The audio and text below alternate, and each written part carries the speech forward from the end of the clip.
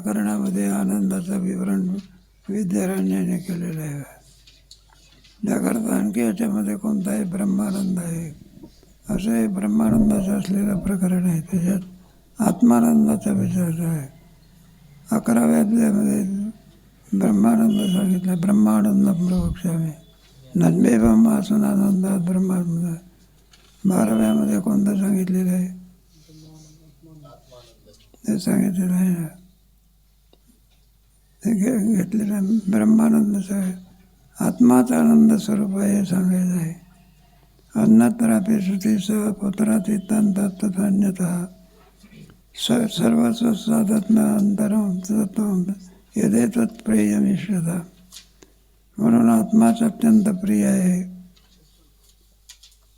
आणि तोच किम स्वरूप आहे आनंद स्वरूप. तुम्हाला मागे असं पहिल्या प्रकरणात बघा, यम आत्मा परानंद परप्रेम.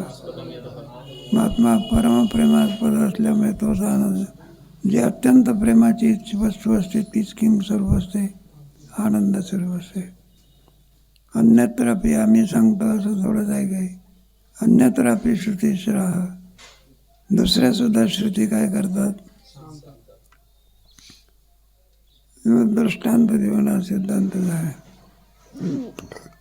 पुत्रातीता तथा अन्यतः सर्वस्मातंतरम तत्त्वं एतत्प्रियमिष्यता. हे बघ, माणसाचं जे प्रेम असतं ते कोणाकोणावर आहे, पुत्रात वित्तात तथा अन्यतः. पैशावरचं जे प्रेम असते तो साधन आहे. पैशापेक्षा जास्त प्रेम कोणावर असते, मुलावर असते. वा किती पैसा खर्च झाला तरी चालेल, मुलाला काय करा, वाचवा. आणि सर्वत्वातंतरम तत्त्व. मुलापेक्षा सुद्धा जास्त प्रेम आपलं आपल्यावर असते, नाही का. एखादा म्हातारा मनुष्य आहे म्हणा, मुलावर प्रेम असते, वाद नाही, पण त्याहीपेक्षा दोनदा सारी इस्टेट खर्च करून टाका, पण मला काय करा, वाचवा, नाही का. म्हणून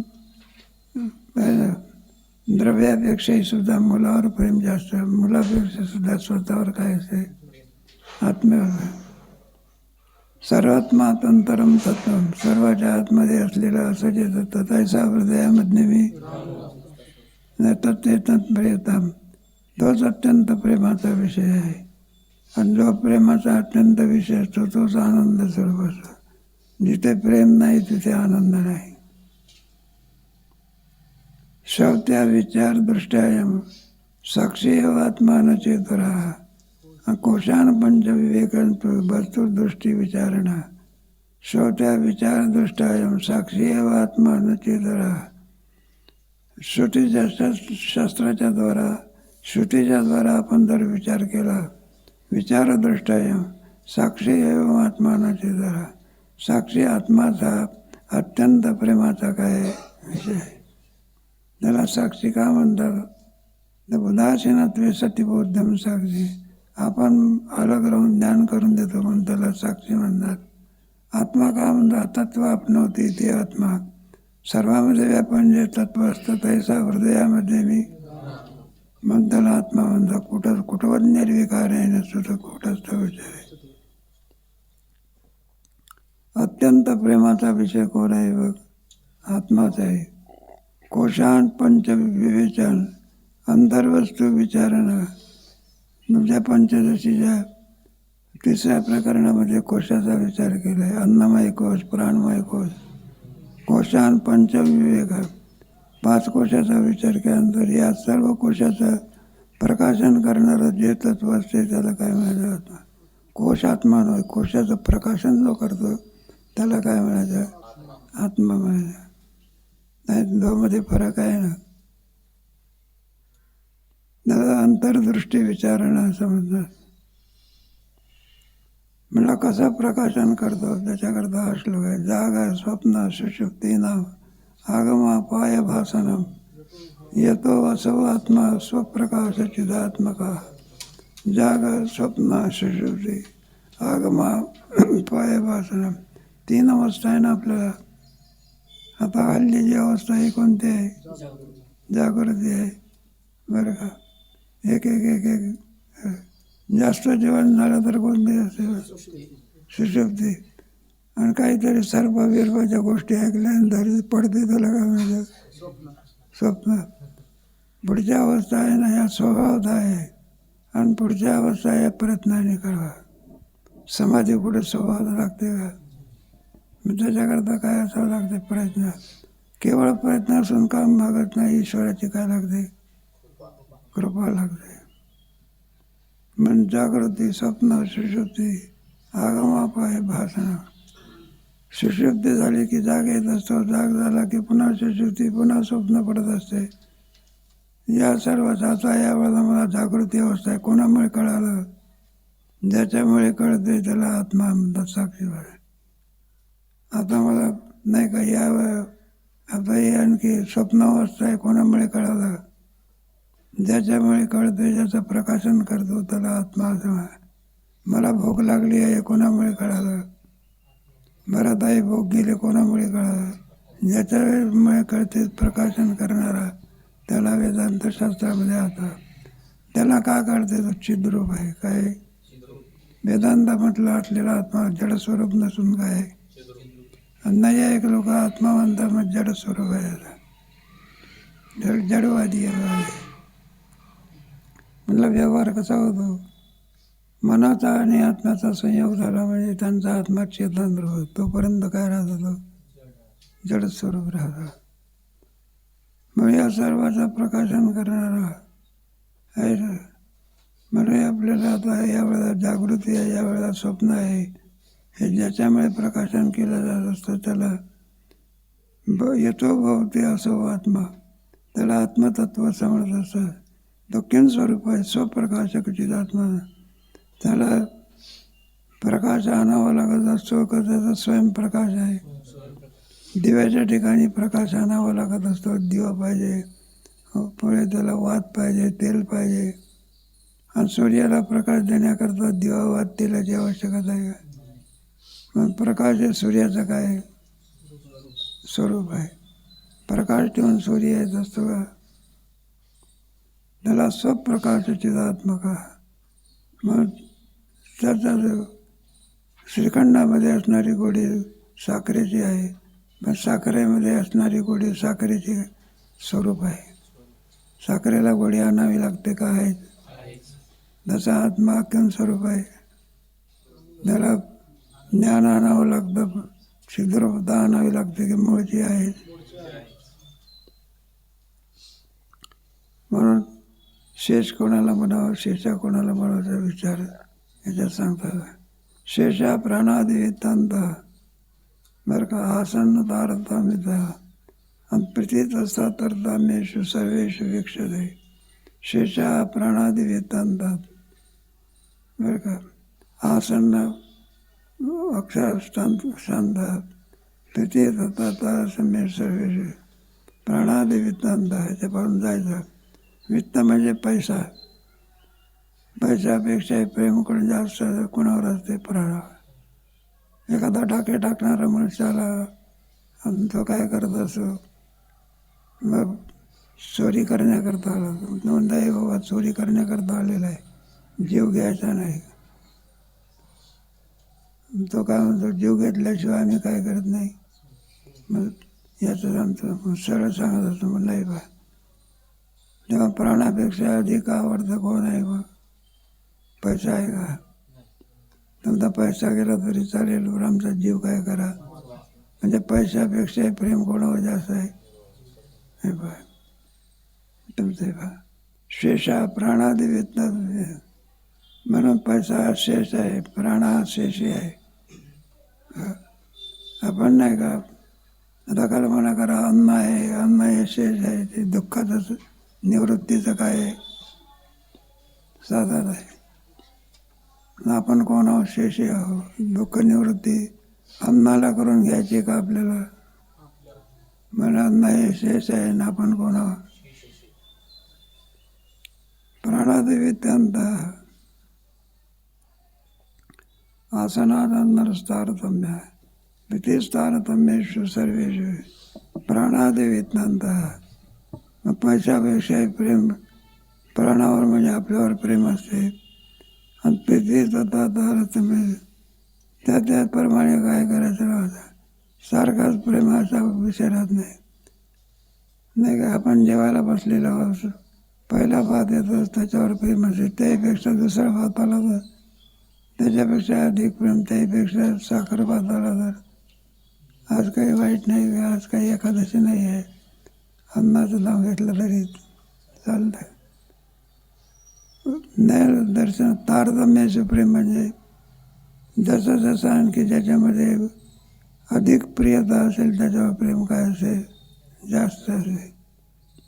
माणसाचं नाही का तुमचे जितकं अगदी साखर भातावरती प्रेम आहे तेवढं कोणत्या ते मसाले भातावर नसते. मसाले भातावरती जेवढं प्रेम आहे तेवढं साधे भात तारतम्य असते की नाही. एखादा वाढणारा मनुष्याला मसाले भात झालेला आहे आणि तो पहिला भात खाल्ल्याशिवाय काही वाढत नाही, मग लगेच आपण मग ढकलून देतो.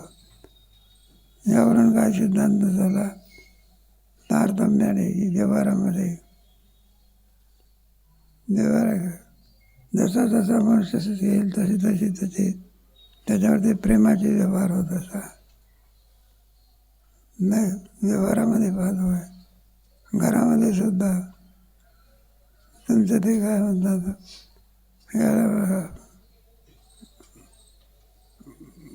नौकराने सांगितलं सासूबाईला, म्हटलं जावाई उभा आलेला आहे. कोण आलेला आहे? मग जावाई उभा आलेला असं म्हटल्यानंतर तिने जरा म्हटलं श्रीखंडाचा काय करा, बेत करा. मग पुढे दुसरा निरोप आला. कोणता निरोप? म्हटलं जावाई बुवाने आले, नौकर आलेला आहे. म्हटलं पिठलं करा. पिठलं काय करा, तारतम्यानं प्रेम असते. कारण जावई बुवा करता श्रीखंड करायचं ठकून आला ती आहे. आणि कामगार रुसला तरी चालेल. जसा जसा प्रेमाचा अधिक्य तसं तसं त्याच्यावरती प्रेम काय असते त्याप्रमाणे असते. काय इथं सांगितलं. पुढचा श्लोक आहे वित्तात पुत्रप्रिया, पुत्रात पिंडप्रिया, पिंडात तथेंद्रियम, आणि इंद्रियाचे प्रिय प्राण, प्राणात आत्मा परप्रिय. वित्तात पुत्रप्रिया, पैशापेक्षा जास्त प्रेम कोणावर आहे? पुत्रावर आहे. नाही का. डॉक्टरने सांगितलं म्हणलं असं असं आहे, म्हणलं हे पण ₹1,00,000 नाही, ₹1,00,00,000 जाऊ द्या, पण मुलाला काय करा. मग पैशापेक्षा कोणावर प्रेम जास्त? मुलावर प्रेम आहे. मला पुत्रप्रिय, पुत्रात पिंडप्रिय. नाही का. पुत्रात पिंडप्रिय म्हणजे पुत्रापेक्षाही आपल्या स्ववर प्रेम काय असते तेव्हा पोराची इच्छा करत असतो का तो. पिंडात तथेंद्रियम, शरीरापेक्षाही सुद्धा प्रेम जास्त कोणावर आहे? हे बाई एखाद्याने दगड मारला तो आपल्या डोळ्याला लागणारच आहे, तर मनुष्य काय करत असतो? डोळ्याला लागू देतो का हात तसा करतो? मग हातापेक्षा जास्त प्रेम कोणावर आहे? डोळ्यावर आहे. तर म्हणजे हाताला जखम झाली चालेल, पण डोळा फुटला तर पुन्हा काय होणार नाही. पिंडप्रिय तथेंद्रिय, शरीरापेक्षा सुद्धा इंद्रियावर प्रेम जास्त असते. इंद्रियाचे प्रेम प्राण, इंद्रियापेक्षाही सुद्धा प्राणावर प्रेम काय असते? एक एक एक एक लावायचं का. आणि प्राणापेक्षाही सुद्धा सर्वात प्रेम कोणावर जास्त असते? तेव्हा प्राणात आत्मा प्रिय आहे. सर्वामध्ये अधिक प्रेमाचा विषय कोण आहे? आत्मानच सुकाम आहे, सर्व प्रेम आहे. सगळ्यामध्ये प्रेमाचा विषय कोण? यम आत्मा परानंद परप्रेम मौन व्यवसम. मग सर्वात प्रेमाचा विषय नन्वेवम वासन आनंदात प्रमाण व्यक्ती योगिनी आनंद. असं हे कोणी सांगितलेलं आहे त्याच्याकरता पुढचा श्लोक आहे बा.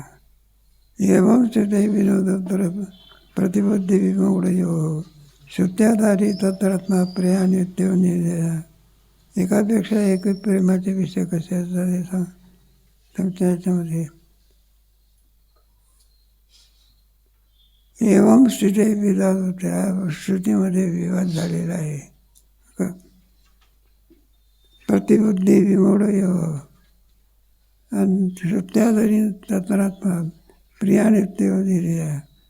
प्रतिबुद्धी विमूढ शाळा मनुष्य आणि मूर्ख मनुष्य याच्यामध्ये हा विवाद चर्चा ही झालेली आहे. श्रुत्योधारी तत्रात्मा प्रियानित्य. शेवटी श्रुतीने सर्वात कोणता मोठा निर्णय घेतलेला आहे? आत्माच अत्यंत प्रेमाचा काय आहे? नाही बा. श्रुत्योधारी तत्रात्मा प्रेयाने एव निर्णय. प्रिय आणि प्रेय दोन शब्द त्याच्यामध्ये आहे. म्हणून प्रेयान म्हणजे आता प्रेमाच्या विषयाची स्थिती संपली. म्हणून इतर पदार्थ प्रिय आहे पण प्रेयान नाही. आत्मा काय आहे? इतर पदार्थावर ते प्रेम आहे ते आत्म्याकरता आहे. आत्म्यावर ते प्रेम कोणाकरता आहे? आत्म्याकरताच आहे. अन्नावर प्रेम आहे ते कोणाकरता आहे? आत्म्याकरता. पण आत्म्यावरचं प्रेम मग सर्वांमध्ये प्रेमाचा अधिक विषय कोण आहे? हेच चाललं आहे. आत्मानंदाने बोलायचं ते विचारसागरामध्ये फार थोड्या याच्यामध्ये आठवून घेतलेलं आहे. आत्माचा आनंद रूप आहे एका पानामध्ये विचारजेनं गोळा करून टाकला. आणि ते काय आत्माचा आनंद 5 प्रकरणात 250 श्लोक काय घातलेले आहे? खर्ची घातलेले आहे. म्हणून वेदांताचा सिद्ध आहे विषय ओढी बोलले नाता याची कोण करील. याचं ज्ञान कोणाला असते? संताला असते. आत्माच किम स्वरूप आहे? आनंद स्वरूप आहे. म्हणून तर तुकोबाराने म्हटलं विषय ओढी बोलले नाता. मग सुख आहे तरी कुठे? सुखरूप आहे माझ्या पण सुख नाही कुठे. आणखी विचार केला त्याचा कर्माने काय